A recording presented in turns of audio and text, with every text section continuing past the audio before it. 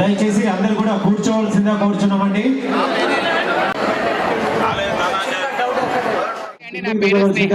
దక్షిణ కాంచిగా పేరుగాంచిన శ్రీ రాజరాజేశ్వర స్వామి వారి దేవస్థానంలో ఈరోజు శివ కళ్యాణం ఘనంగా జరిగింది.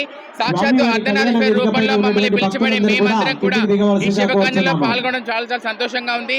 శివశక్తులు జోగిని ట్రాన్స్ మహిళలకి ప్రత్యేకంగా గ్యారేజ్ ఏర్పాటు చేశారు. ఇక్కడ వస్తువులకు చాలా ప్రాధాన్యత మాకు కల్పించారు. ట్రాన్స్ మహిళలకు జోగిన్లు అందరికీ కూడా అంగరంగ వైభవంగా ఈ శివ కళ్యాణంలో సాక్షాత్తు ఆ శివుడు పార్వతమ్మను ఎలా కళ్యాణం చేసుకుంటాడో మేము కూడా అదే విధంగా జీలకర్ర బెల్లం పెట్టుకొని బియ్యం పోసుకొని తలంబ్రాలు పోసుకొని అంగరంగ వైభవంగా ఇక్కడ అందరం కూడా పండుగ జరుపుకుంటాము.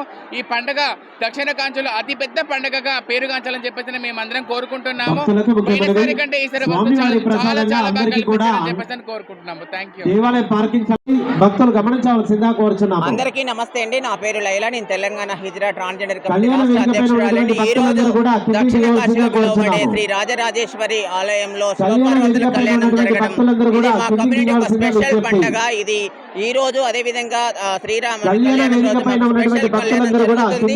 ఇది ట్రాన్స్ మహిళలకు శివశక్తులకు జోగినులకు ఒక ప్రత్యేకమైన దినము. ఇది మేము శివ పార్వతుల్లాగా భావించుకునే మేము శివుడి కళ్యాణం రోజు వచ్చేసి మా కళ్యాణం లాగా భావించి శివుడికి పార్వతికి ఎలాగ కళ్యాణం జరిపిస్తారో మేము కూడా అలాగే జీలకర్ర బెల్లము తలంబ్రాలు పోసుకొని తాలిబొట్టు కూడా కట్టుకొని మేము ఇక్కడ శివుడితో మాకు కళ్యాణం జరిగినట్టుగా భావిస్తాము. ఇది నిజంగా తెలుగు చరిత్రలోనే మన భారత చరిత్రలోనే ఇది ఒక గొప్ప సాంప్రదాయము. ఇది ట్రాన్స్ మహిళలకు కానీ జోగినులకు శివశక్తులకు ఇది ఇండియాలోనే ఇది ఒక స్పెషల్ కల్చర్గా ఉంది. ఇది ఇంకా అభివృద్ధి చెందాలి. తెలంగాణ రాష్ట్ర ప్రభుత్వం చాలా వసతులు కల్పించింది. స్పెషల్గా మా జోగిని శివశక్తి మహిళలకు స్పెషల్ క్యూ లైన్స్ అదేవిధంగా స్పెషల్గా కూర్చోవడానికి బ్యారెక్లు ఏర్పాటు చేశారు. మాకు అన్ని రకాల వసతులు కల్పించారు.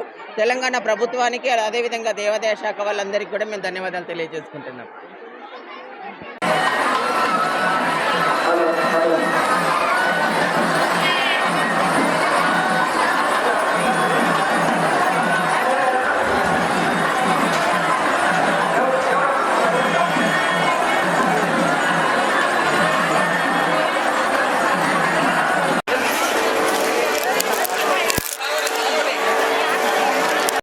నా పేరు మంజుల. మేము కరీంనగర్ నుండి వచ్చాము.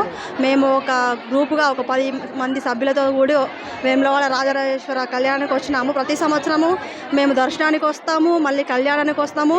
ఈ 10 సంవత్సరాల నుంచి ఇంత క్రౌడ్ లేదు. శివ కళ్యాణము అంటే పార్వతి అనే ఒక ధారణ చేసుకున్న ప్రతి ఒక్క వ్యక్తి ఆడ మగ చిన్న పెద్ద అనే తారతమ్యం లేకుండా శివయ్య అనే లింగధారణ చేసుకున్న వారు ప్రతి ఒక్కరు ఖచ్చితంగా ఈ శివ కళ్యాణానికి వస్తారు.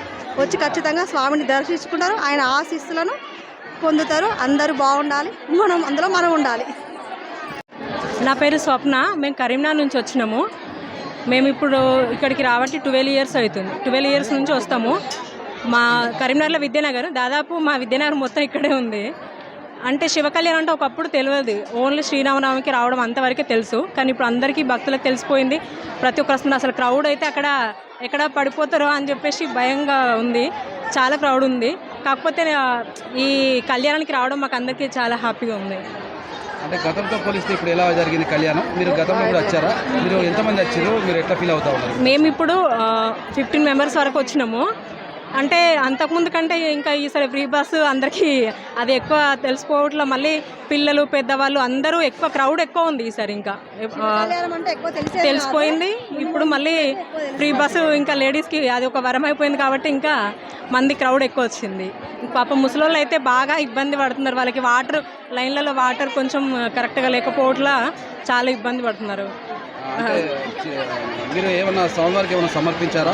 మీరు కళ్యాణం చూసేందుకు కళ్యాణం ప్రతి సంవత్సరము మేము ఓడి బియ్యము అమ్మవారికి వర్షాలు తీసుకొస్తాము. ఎట్లా అనిపిస్తుందమ్మా? చాలా సంతోషంగా ఉంది. ప్రతి ఇయర్ కంపల్సరీ వస్తాము అందరము.